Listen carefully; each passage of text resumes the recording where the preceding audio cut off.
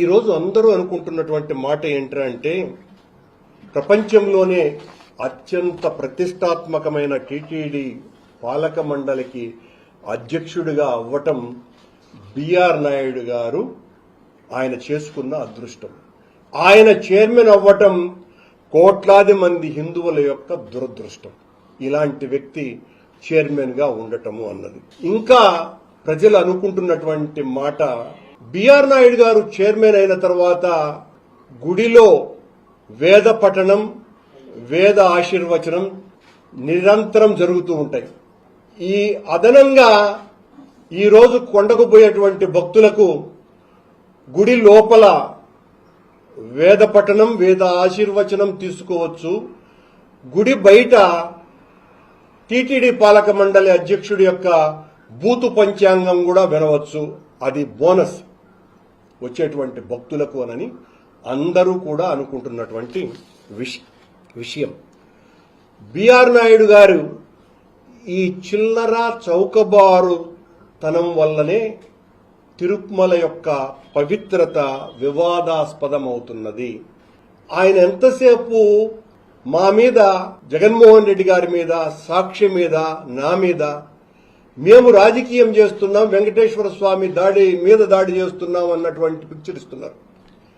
మేము హైందవ ధర్మ పరిరక్షణ కోసమనే మీరు అధ్యక్షుడిగా చేస్తున్నటువంటి అరాచకాల మీద చంద్రబాబు గారి ప్రభుత్వంలో ఈ స్వామి యొక్క పవిత్రత మంటగలవటం మీద మాత్రమే మేము మాట్లాడుతున్నది. మిమ్మల్ని మేము సంస్కరించుకోండి అని చెబితే మీరేదో స్వామి మీద దాడి చేస్తున్నారు ఈ కీచకులంతా అన్నట్టుగా మాట్లాడుతున్నారు. ఒక్క ప్రశ్నకు మీరు సమాధానం ఇవ్వరు.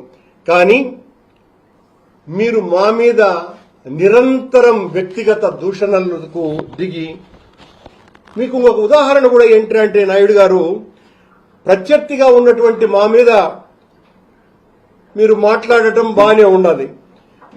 మీరు మాతో వదలటంలే, టీటీడీ ఉన్నతాధికారులు ఇతర సిబ్బందితోనూ కూడా మీరు చాలా అగౌరవంగా వ్యవహరిస్తున్నారు అన్నటువంటి విషయం కూడా అందరికీ తెలుసు. మీతో ఉన్నతాధికారులు అందరూ కూడా విభేదిస్తున్న సంగతి కూడా అందరికీ తెలుసు. బహుశా బిఆర్ నాయుడు గారి కాలం అధ్యక్షునిగా టీటీడీ చరిత్రలోనే చీకటి కాలం. ఇది చీకటి యుగం. నాయుడు గారి నేతృత్వంలోని పాలక మండలి హిందువుల మనోభావాలకు వ్యతిరేకంగా తీసుకుంటున్నటువంటి నిర్ణయాల మీదనే మా పోరాటం. దీనికి సమాధానం ఇవ్వలేకపోతే మౌనంగా అన్నా ఉండాలా. మౌనంగా ఉంటే ఆయనకు చాలా గౌరవంగా ఉండేది. కానీ అలా కాకుండా మా ప్రశ్నలకు ఆయన సమాధానం బూతులు. ఆయన ఎంచుకున్నటువంటి మార్గం వీళ్లకేంద్ర సమాధానాలు చెప్పేది అని మా మీద బూతులు మాట్లాడడం నిరంతరాయంగా చేస్తున్నారు.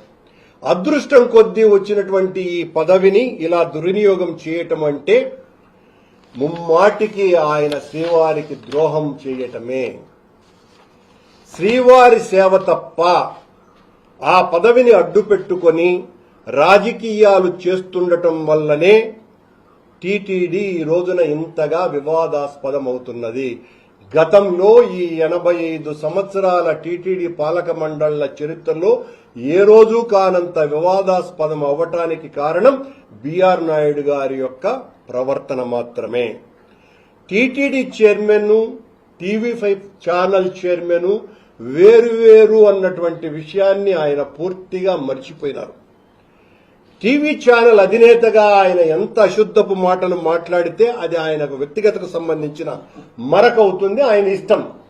కానీ టీటీడీ చైర్మన్ గా ఆయన ఈ రకమైనటువంటి బూతులు మాట్లాడటము అంటే సమస్య వస్తున్నది కనుకనే మేము ఖచ్చితంగా మా ప్రశ్నలకు సమాధానం ఇవ్వకుండా మీరు ఇలా మాట్లాడితే మేము ఖచ్చితంగా మిమ్మల్ని నిరంతరాయంగా ప్రశ్నిస్తూనే ఉంటాము. మీరు మీ ప్రవర్తనలో మా ప్రశ్నలకు సమాధానాలు ఇస్తే మేము ప్రశ్నించటము అన్నది ఆపేస్తాం. మీరు అలా చేయటం లేదు. అసలు మీ అనుచిత ప్రవర్తన వలన అత్యంత ఎక్కువగా బాధపడుతున్నది నాకు తెలిసి చంద్రబాబు నాయుడు గారే అయి ఉంటారు. ఏమిరా ఇతన్ని పెట్టుకున్నాము, ఇతను వచ్చినప్పటి నుంచి కూడా ఇంత దారుణమైనటువంటి పరిస్థితులు వస్తున్నాయి అని. అందుకే మీకు దాదాపుగా మీ పవర్స్ అన్ని కూడా కట్ చేసినారు అన్నటువంటిది కూడా వింటున్నాం.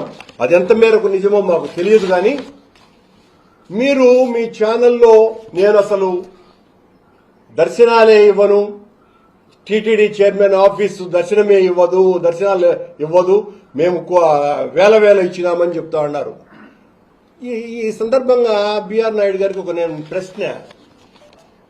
గత 5 సంవత్సరాలు అనేక ఆరోపణలున్నటువంటి ఒక అధికారి, ఆనాడున్నటువంటి ఎగ్జిక్యూటివ్ ఆఫీసర్లు అతన్ని విజయవాడకో ఎక్కడికో బదిలీ చేసినారు డిసిప్లినరీ రియాక్షన్ కింద. ఆయనను ఈ రోజున ఈయన పర్సనల్ గా పిలిపించుకొని జేఈఓ ఆఫీస్ కు అటాచ్ చేసి బిఆర్ నాయుడు గారి దర్శనాలన్నింటినీ కూడా ఆ రామచంద్ర అనేటువంటి ఆఫీసర్ చూస్తున్నాడు. ఆయన రామచంద్ర మాట ఈ రోజున అక్కడ శిలాశాసనం. బిఆర్ నాయుడు గారు కొన్ని వందల దర్శనాలన్నీ కూడా ఆ రోజున మేము పారదర్శకంగా చైర్మన్ ఆఫీస్ అయితే చైర్మన్ ఆఫీస్ నుంచే వచ్చాయి. ఇప్పుడు అలా కాదు, దొంగదారికి అనుకున్నాడు బిఆర్ నాయుడు గారు. అతను జేఈఓ ఆఫీసులోనే ఉంటాడు, జేఈఓ ఆఫీస్ మనిషిగా ఉంటాడు. కానీ బిఆర్ నాయుడుకు సంబంధించినటువంటి దర్శనాలన్నీ కూడా వందలు వేలు తద్వారా జరిగిపోతూనే ఉంటాయి అన్నటువంటి విషయాన్ని గుర్తు చేస్తూ, నాయుడు గారు, మా పోరాటం మీరు చేస్తున్న అరాచకాల మీద, చంద్రబాబు గారు చేస్తున్నటువంటి అన్యాయపు పోకడల మీద అంతే తప్ప మాకేమీ మీ మీద వ్యక్తిగతమైనటువంటి ద్వేషం పొరపాటున కూడా ఉండదు. మీరు మాకంటే వయసులో పెద్ద, మాకు గౌరవం కూడా ఉంటుంది. కానీ వయసు పెద్దదని మీరు చేసినటువంటి తప్పులన్నింటినీ కూడా యాక్సెప్ట్ చేస్తూ నిలదీయకుండా ఉండలేనటువంటి సంస్కారహీనులము కాదు, భయపడేవాళ్లము కాదు. మీరు చేస్తున్న అరాచకాలు, టీటీడీకి చేస్తున్నటువంటి నష్టము, పవిత్రతను మంటగలుపుతున్నటువంటి వీటిల మీదనే మా పోరాటం. మీరు 2 సంవత్సరాలు ఉంటారు, పోతారు. మీ పదవేమీ శాశ్వతం కాదు.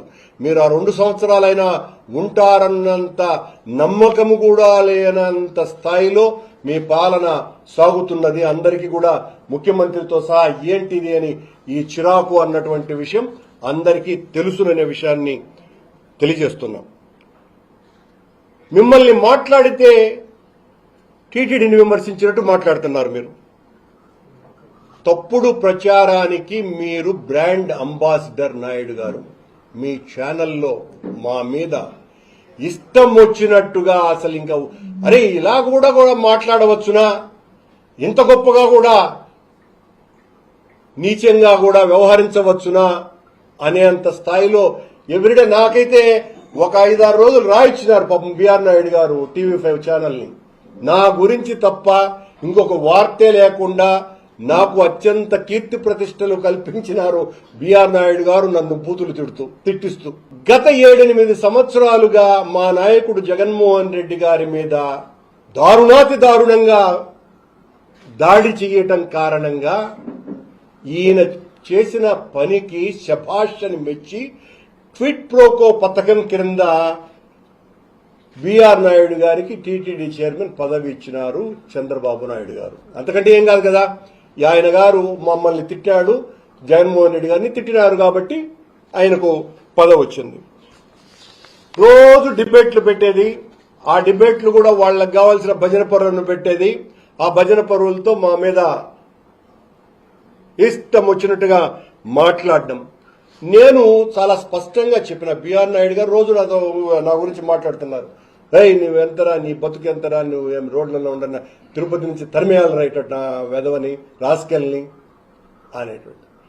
నేను అయ్యా, నా మీద ఆరోపణలు మీరు చేస్తున్నారు కదా, సిబిఐ చేత ఎంక్వైరీ చేయించండి అని. ఎందుకబ్బా అంత భయము నీకు? నేను చెప్పింది అత్యున్నతమైనటువంటి విచారణ సంస్థను కదా, నా మీద విచారణ చేయించండి అని చెప్పింది. అలా కాదంట, నీకు సిబిఐ కావాలా, ఒక ఎస్ఐ ఉంటే సరిపోడా అని అన్నాడు. కరెక్టే. ఈ రోజున సిట్ ఎంత అద్భుతంగా పనిచేస్తున్నదో తెలుసు కదా, మీరు నియమించే సిట్లు. మీరు సిట్ అంటే సిట్టు, స్టాండ్ అంటే స్టాండు. కాబట్టి అట్ట ఇరికించాలని చూస్తే కాదు, సుప్రీంకోర్టు నియమించింది చూడు లడ్డు వ్యవహారంలో సిట్. ఆ సిట్ సిబిఐ ఆధ్వర్యంలో ఉండేటువంటి సిట్టును ఏర్పాటు చేసి నా మీద పర్టికులర్ గా విచారణ చెయ్యమని మళ్లీ డిమాండ్ చేస్తున్నా. నేను రెడీగా ఉన్నా. మీరు దొంగ రిపోర్టులు ఇచ్చి నా మీద చర్య తీసుకుని జైలుకు పోతాడు తొందరలోనే పోతాడు.